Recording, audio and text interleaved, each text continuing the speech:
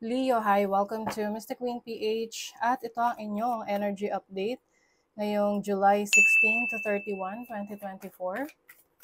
So if you are interested in private readings, meron tayong link sa description at sa pinned comment kung paano mag-book for a private reading.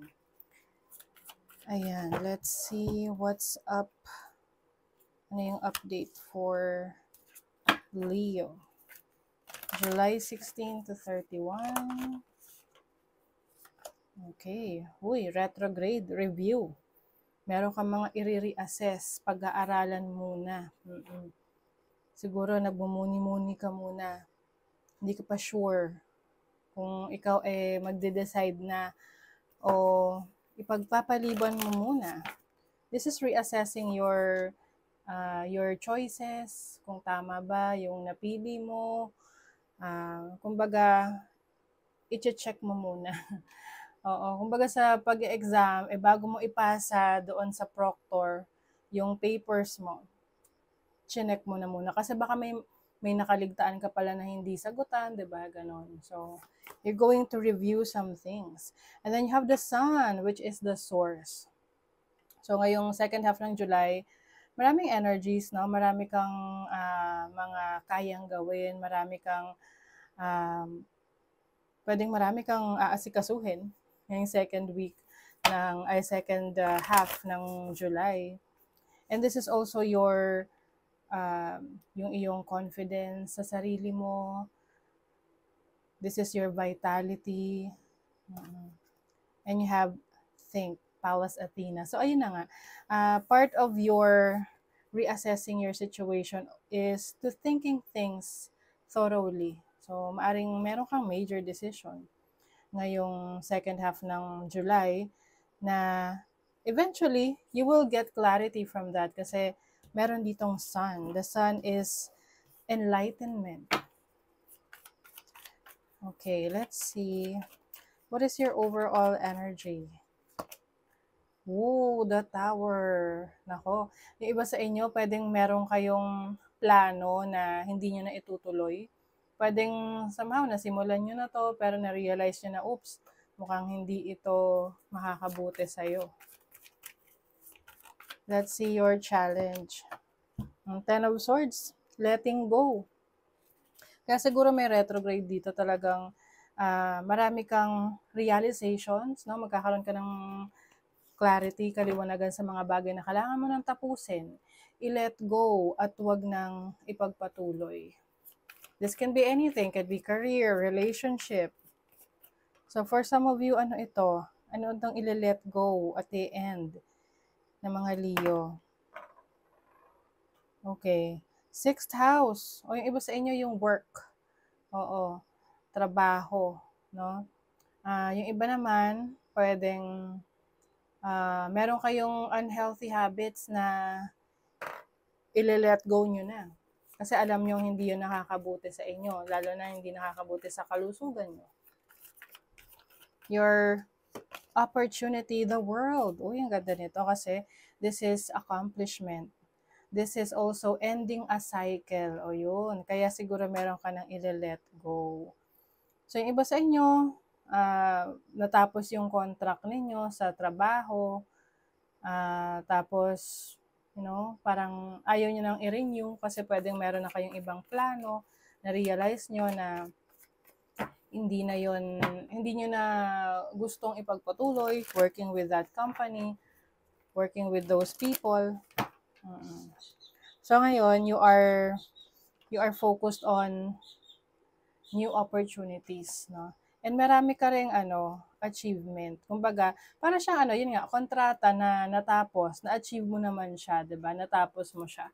So you are open now for new beginnings, new opportunities. So your blessing is the Two of Wands.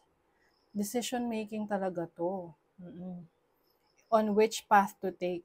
So I think tinan mo meron ditong opportunity. Some of you, no, kasi may hawak rin siyang mundo, no? Pwedeng itong opportunity na darating sa inyo ay pag-abroad or collaboration sa ibang bansa, no? Pwede ring international trading. Let's say may business ka locally, tapos you are thinking about, opening yung opportunity sa ibang bansa na makapagbenta ka pa rin online sa ibang bansa, yung mga ganun, no? So, international trading. So, let us see what are the energies naman sa yung money, career, finances. Oh, you have the Hermit. I think talaga, ang isa sa inyo, Leo, ang inire-reassess ninyo, yung career ninyo. Ace of Swords. Marami ka ngayong bagong ideas, creative opportunities, creative ideas in yung career. Uy, Four of Wands. May celebration. Yung iba, very specific to meron kayong iiwan ng trabaho, career, or business, or pinagkakaabalahan, pinagkakakitaan para sa bagong opportunity.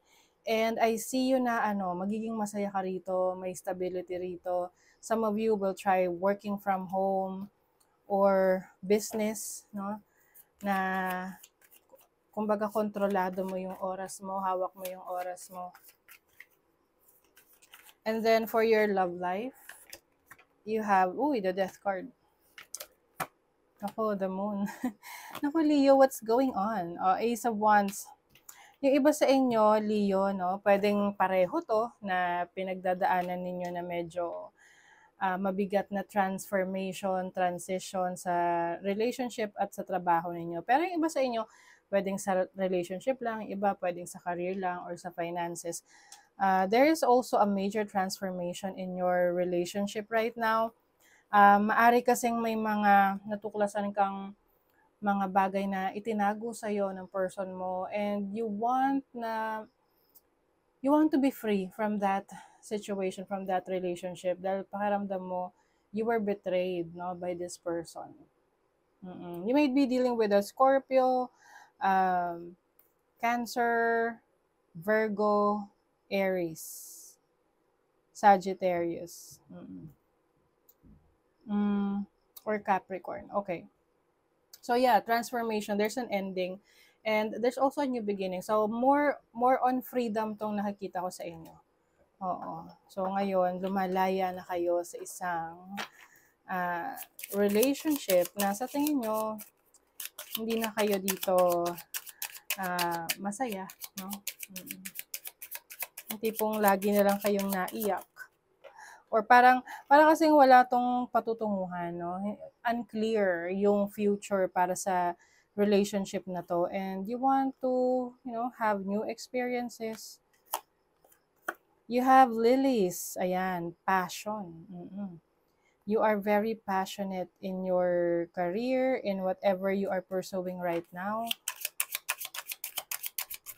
Siguro meron kang matatagpuan na na bagong trabaho, career, business, pagkakakitaan na kung saan doon mo talaga magagamit yung abilities mo. Tapos may fulfillment ka doon.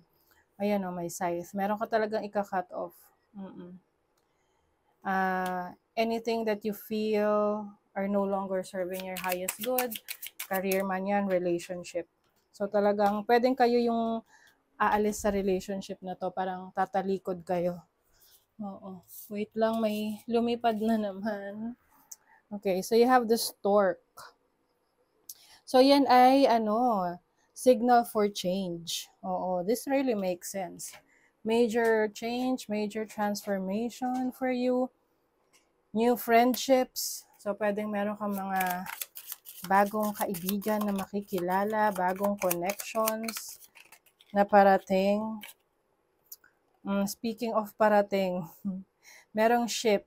Yung iba sa inyo may travel, no? Oo. Pwedeng ito na yon, pag-abroad or pagsakay ng barko.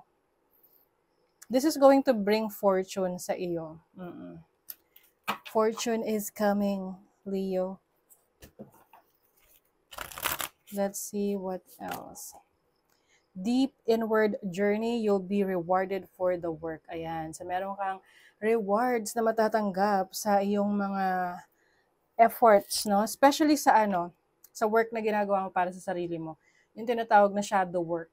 Kumbaga, ini-improve mo yung sarili mo, nagiging aware ka sa mga bagay na kailangan mong ayusin sa buhay mo. Ayan. So, ikaw ay i-reward ng universe dahil dyan. 'Di ba? Very exciting. So, that is your reading, Leo. Thank you so much. Bye!